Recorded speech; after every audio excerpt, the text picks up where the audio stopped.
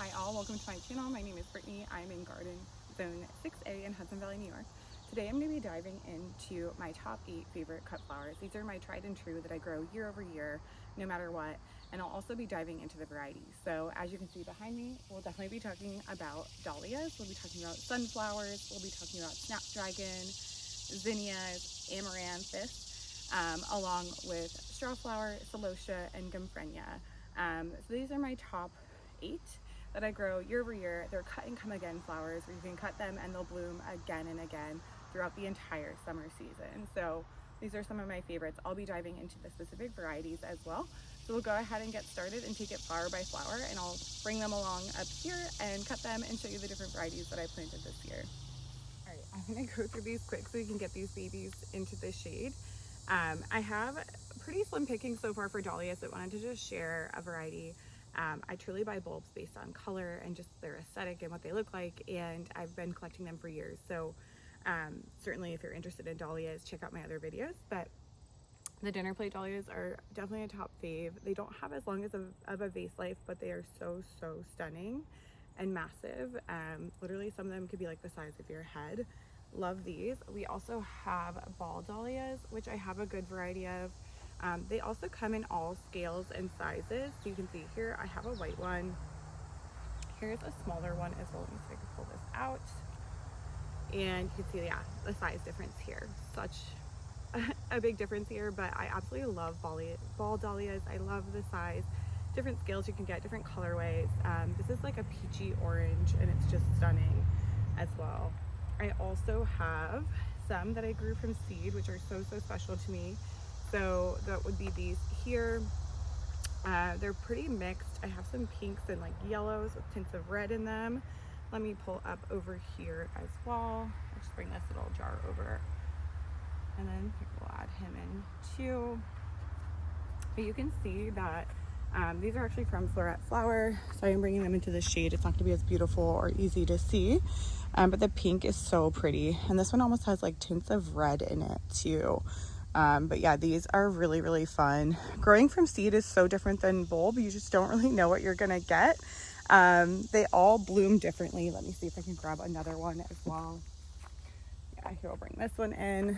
The petals are all different. None of them really look the same. This one's a little tattered, probably from the Japanese beetles that have been haunting my garden. But that one's really pretty. Even this one, it's almost like a pale pink on the edges, and all the petals look wild and different. So these will be really fun to pull up as tubers this year. They will create that after you plant them from seed. And yeah, we'll have a new surprise next year, I'm sure, of what they look like. I also have this beautiful pink. This one's pretty small, but it's blush toned, really pretty. So we have a lot happening right now, but my Dahlias have not fully popped off. So I'll do an update shortly in the future of all the Dahlias that are growing in my garden. This one isn't fully bloomed. I think this one might be Cognac. Here, let me see if I can get that to focus. I'm sorry, it's in the shade, so probably not.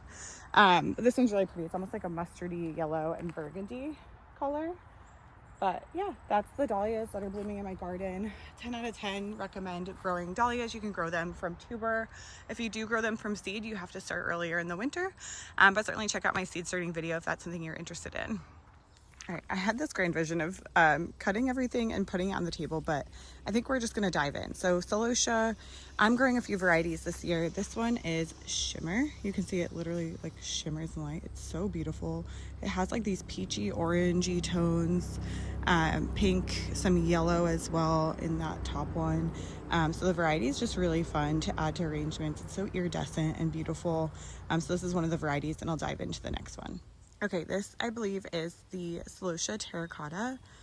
It's really stunning. It's so pretty.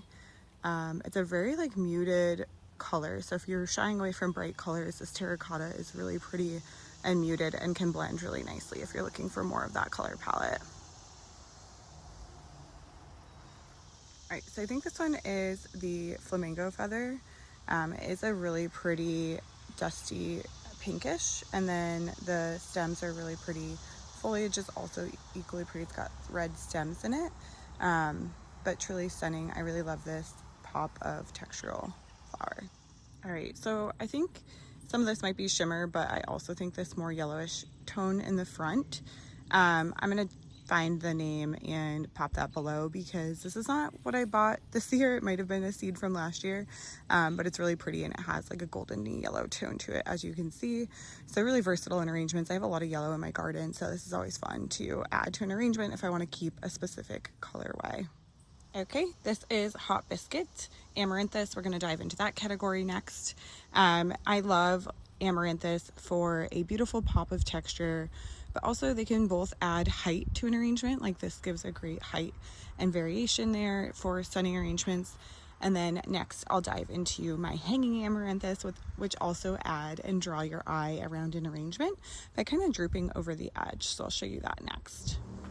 Okay, this is our hanging Amaranthus. I have both Coral Fountain here, which is of course that pinky color. And then I also have the green, which is the Emerald Tassel.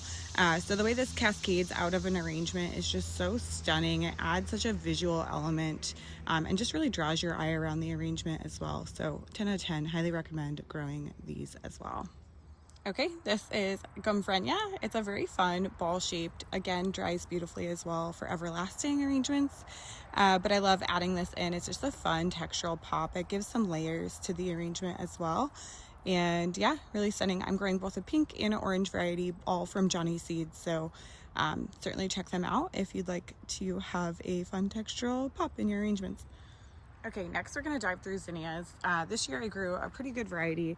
I absolutely love the Queeny Series though, so shout out to that series. If you're looking for a Zinnia, certainly start there because they're much more full and beautiful and the color variation is great. But I also did purchase a variety of newer seeds from Johnny Seeds that I absolutely love in the Zinnia category. So we will start with Uproar Rose. This is a really pretty deep pink, but she's very full too, so she looks great in arrangements. Absolutely love, highly recommend Uproar Rose. So that is one of them. I also love growing the smaller scale dahlias for more filler flowers.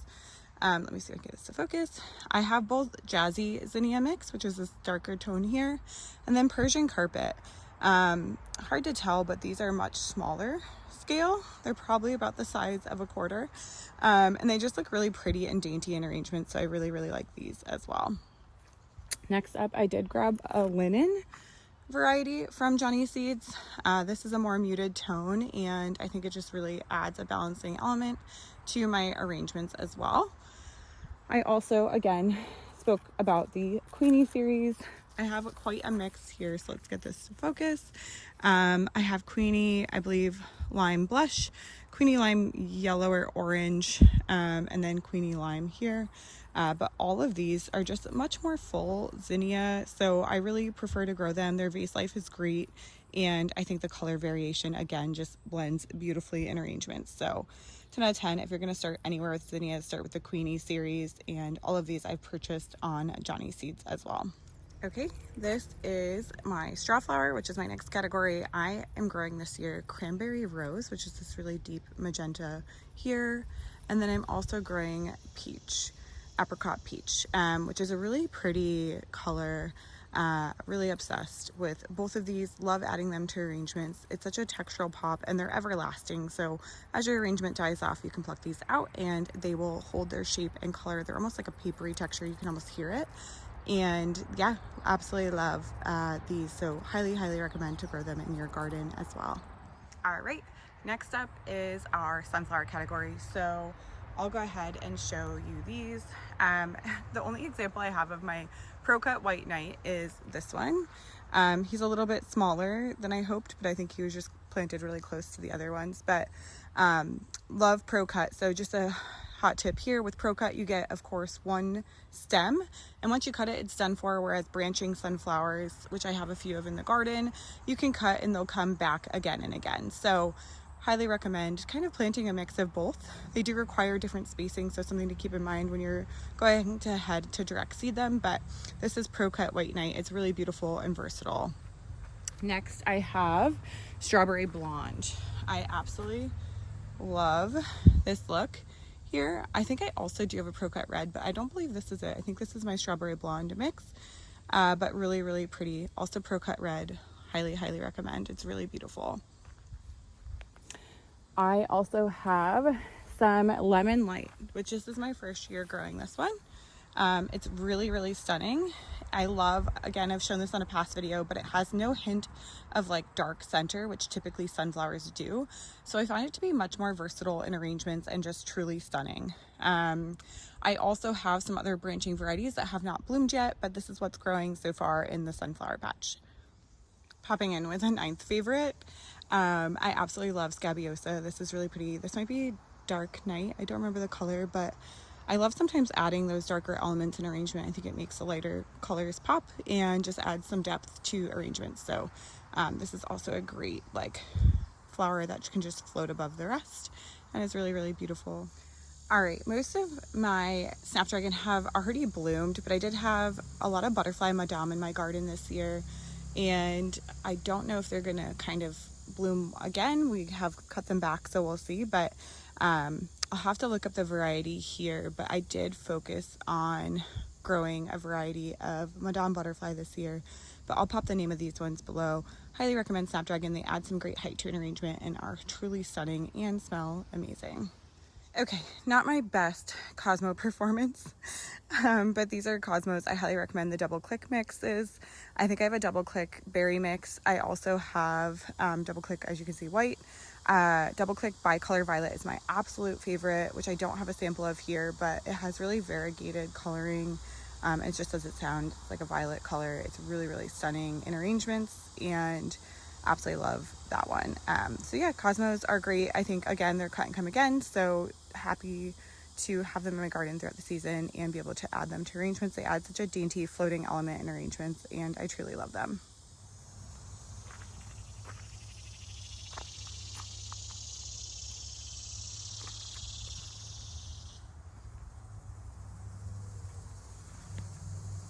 And that is a wrap. These are the top 8 cut flowers that I am growing in my garden today that I absolutely love. You can see it created such a beautiful arrangement. I love the scale and size of flowers that I grow. The different elements are so important. So you have your dahlias, which are your really show-stopping focal flowers. You have your supporting flowers like your zinnias. You also have, again, those textural pops, and variation in height really create some great dimensions. So with the celosia, the amaranthus, it really draws your eye around the arrangement as well. But I love these little pops of texture with the Gomphrena too. So love, love, love these flowers. I'll grow them year over year in my garden, and hope this gave you some inspiration. Comment below what you're growing in your garden and what I should add to my mix for even more beautiful arrangements. And thank you so much for joining me today. Please like and subscribe if you're interested in flowers. More to come in the future. And thanks so much for being here.